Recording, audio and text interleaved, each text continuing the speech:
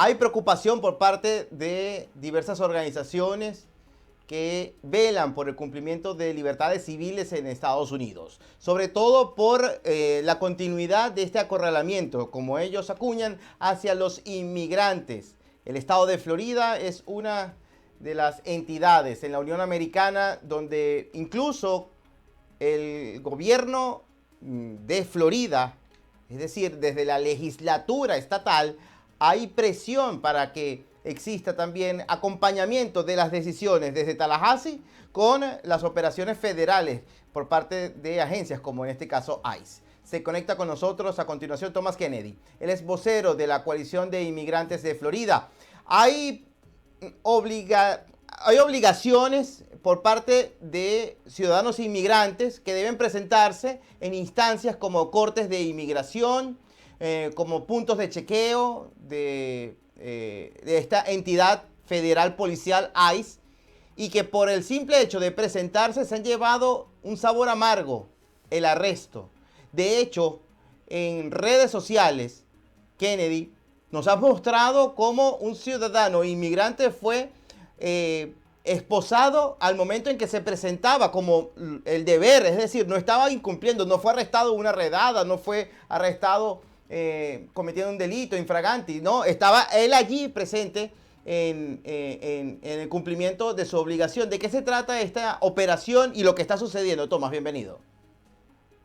Sí, muchas gracias, Pernalete, por la invitación.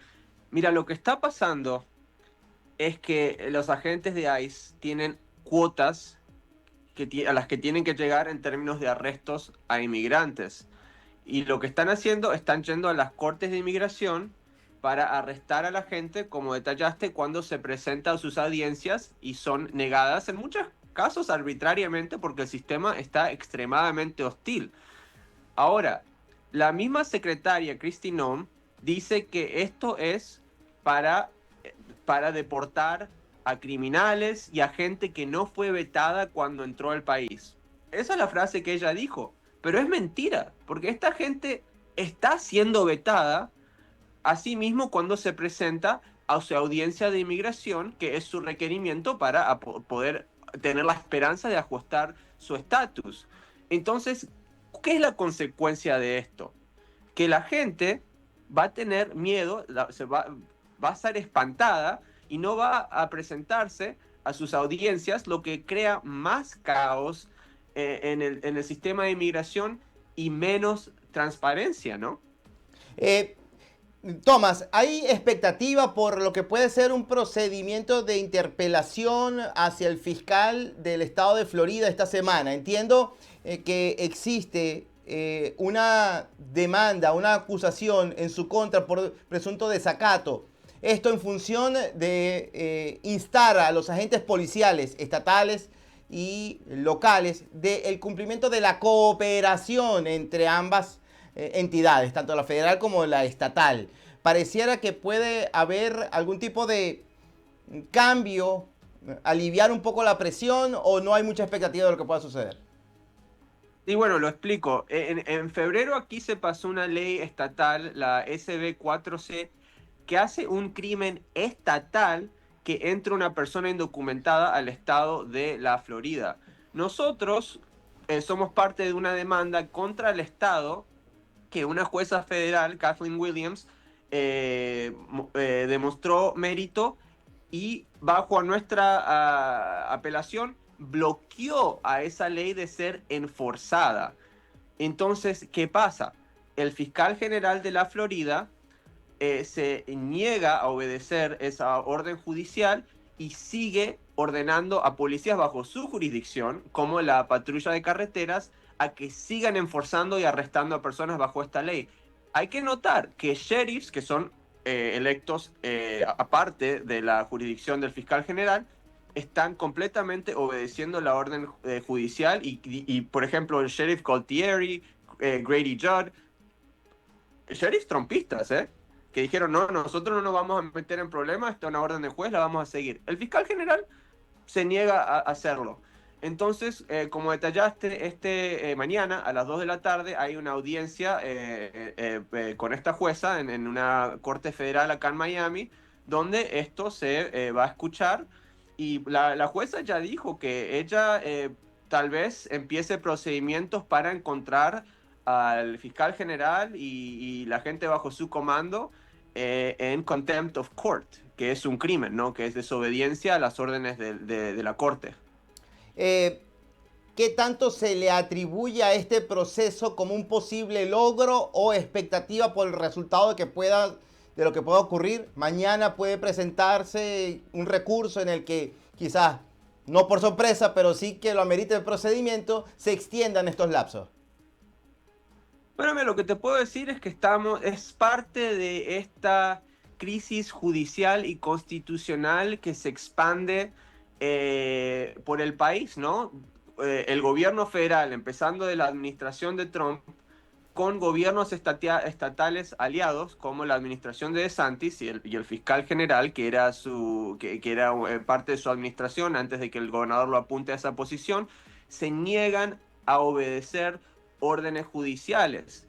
Y eso es peligroso. Nosotros somos de países latinoamericanos donde vemos las consecuencias de qué pasa cuando gobiernos autoritarios o rebeldes se niegan a obedecer el brazo judicial. Pasó en Argentina, el país de donde yo vengo, pasó en Venezuela, tu país, Pernalete. Es un juego peligroso y creo que es parte, como digo, de una crisis constitucional que se sigue expandiendo en el resto del país.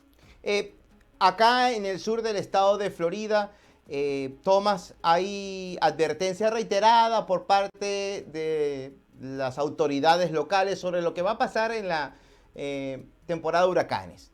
Vimos cómo los policías en el día de hoy se reunieron con un senador de Florida y estaban allí ofreciendo el apoyo o haciendo manifiesto el apoyo de las fuerzas del orden a estas cooperaciones. Muy bien.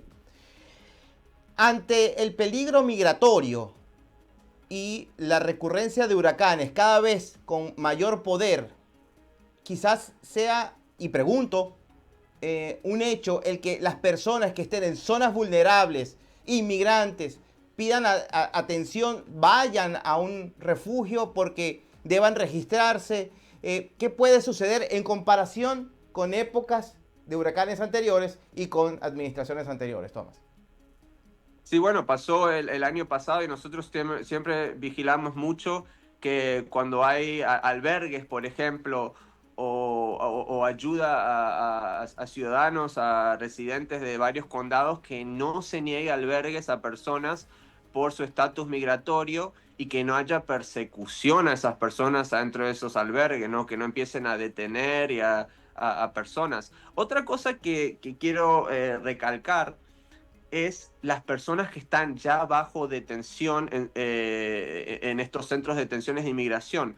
En el 2019, tal vez personas se pueden acordar que hubo un centro polémico en Homestead a fin de lucro, es decir, privado, donde se habían detenido a jóvenes no acompañados. Creo que te acordás de ese centro, Pernalete. Sí. Y nosotros lo pudimos cerrar porque en ese año vino, bueno, se amenazaba un huracán al sur de la Florida y los chicos, estaba tan sobrecargado de chicos que los tenían en carpas afueras, que era un Sí. peligro terrible. Si venía el huracán, imagínate, y tuvieron que cerrar el centro porque estaba completamente afuera de los estándares regulatorios. Ahora mismo en Chrome, que es un centro que está pero sobrepasado de capacidad acá en el sur de la Florida, se ha creado una especie de ciudad carpa donde tienen a un montón de inmigrantes afuera o sea, las celdas que son de concreto, ¿no? Así tipo edificios sólidos. Entonces creo que también este es un gran problema porque los estándares regulatorios han bajado mucho para poder capacitar, para poder detener a este flujo de personas que han sido detenidas bajo estas políticas de Trump. Y creo que esto va a ser un gran problema durante la época de huracanes si es que alguna tormenta fuerte amenaza cualquier parte de la Florida donde hay este tipo de centros de detención. Tomás, hablando de amenazas, ¿qué otro tipo de riesgo en estos momentos por la vía de redadas, por la vía de decisiones, vía decreto federal en este caso, o locales acá en el estado de Florida pueden enfocarse en estos momentos sobre los inmigrantes, porque ya estamos viendo lo que ha sucedido con el estatus de protección temporal, que a pesar de los debates, a pesar de los esfuerzos, todavía pende de un hilo y dependiendo de lo que pueda suceder en las cortes. Sin embargo, existen otras medidas que pareciera que acorralan cada vez más a los inmigrantes que no cuentan con autorización de estar acá en Estados Unidos. Bueno, quiero tal vez algo relevante para nuestra comunidad y para el público que me imagino que es mayoritariamente venezolano que Así mira este es. programa, es el contrato para enforzar inmigración en la Universidad Internacional de la Florida, que está ahí al lado de Sweetwater y Doral, que es la ciudad con la mayor cantidad de venezolanos en el país. Es decir, el jefe de policía de esa universidad entró en contrato para que los policías universitarios puedan pedirle el estatus migratorio a estudiantes, a personas que trabajan ahí, a padres que están yendo para visitar a sus hijos, a sus hijas, para poder detenerlos, para poder llevarlos a un centro de migración, para que sean deportados, etcétera. La semana pasada tuvimos un town hall, como ya sabes, en FIU con el jefe de policía y bueno, le doy crédito al jefe de policía por ir y enfrentar a más de 200 personas que tenían preguntas sobre cómo va a ser ejecutado este acuerdo, pero no tuvimos muchas respuestas. El mismo jefe de policía dijo que estaría adivinando si él diera respuestas con cosas específicas de nuevo, cómo va a ser ejecutado este acuerdo. Y es más, nosotros le preguntamos, si un estudiante va y dice a un jefe de policía, este otro estudiante es indocumentado, ¿eso podría empezarse una investigación para que termine un estudiante detenido? Y él dijo que sí, que eso era causa probable para empezar una investigación.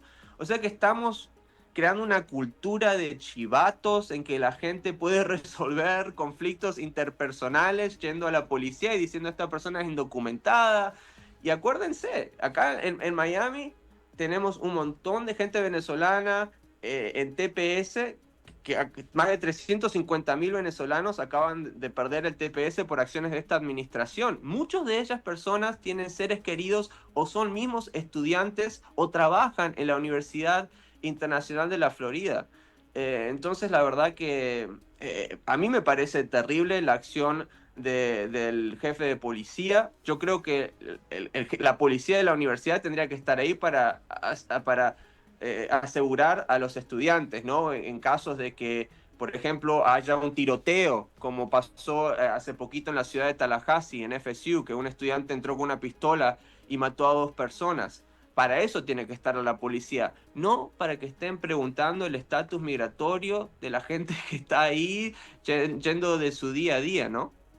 Tomás, muchísimas gracias. Es una situación muy compleja que en estos momentos en contra de los inmigrantes pareciera sentirse una presión muy fuerte, de hecho, patente por muchas comunidades y también ustedes en la coalición lo denuncian en su momento. Esperemos que pueda suceder mañana y de seguro nuevamente estableceremos contactos. Un gran abrazo a la distancia. Saludos en casa, Tomás.